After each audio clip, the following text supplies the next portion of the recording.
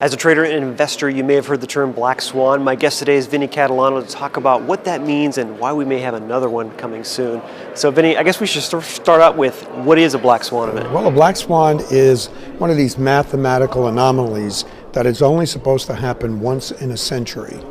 And from an economic point of view, it's been happening, as everyone knows, a heck of a lot more than once in a century, more like once every 5 to 7 years. It's one of these really incredibly disruptive periods, like the recent period that we had that led to the Great Recession, that kind of thing. So that's a black swan is a rare event that's not supposed to happen all that often, but for a lot of reasons, it has been of late. All right, well, let's talk about maybe why it's happening more often and why you think another one is still to come soon. Sure. The economic policies that many countries follow is a driver behind why black swans occur. There's a certain casualness to regulation.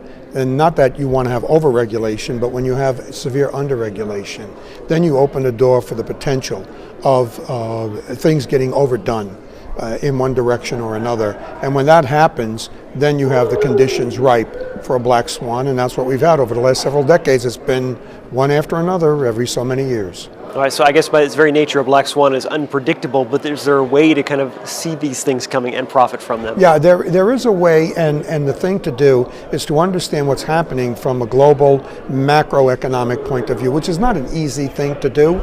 You want to look at what the economic environment looks like for example, where the strength in the world economy might be, and what the risks might be that strength will evaporate. That's what's happened with the last two black swans. You had it with the tech bubble bursting, you had it with the real estate bubble bursting. Where's the strength right now going forward? Emerging markets. That may be where the next black swan will come from. All right, and then finally if that's emerging markets are where it may come from, how to profit from that? Well, the thing you want to do, first and foremost, is do everything within the context of managing a portfolio in a reasonable way. So it's got to fit your risk tolerances, your goals, objectives, and all of those kind of things. That said, the main thing that I would focus on is that you want to build a portfolio that is more defensive, more flexible.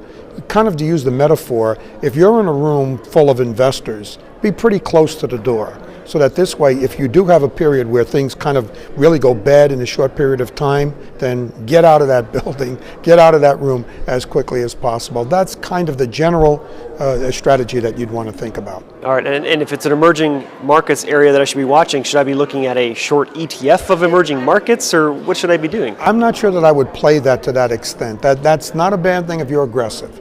If you're an aggressive investor, and there is a way to do this with short ETFs, if they are out there, which I'm not playing any of those, then yeah, that would be a place to go to, because then they're the ones which, by the way, they have not been performing well over the last number of years. So the markets haven't been performing well, but the economies have been performing reasonably well, and there's a lot of hope that developed economies like the US and Europe, that the emerging markets will continue to sort of push the global train going forward economically, and I'm going to say that maybe that doesn't happen. Vinny, thanks for your time.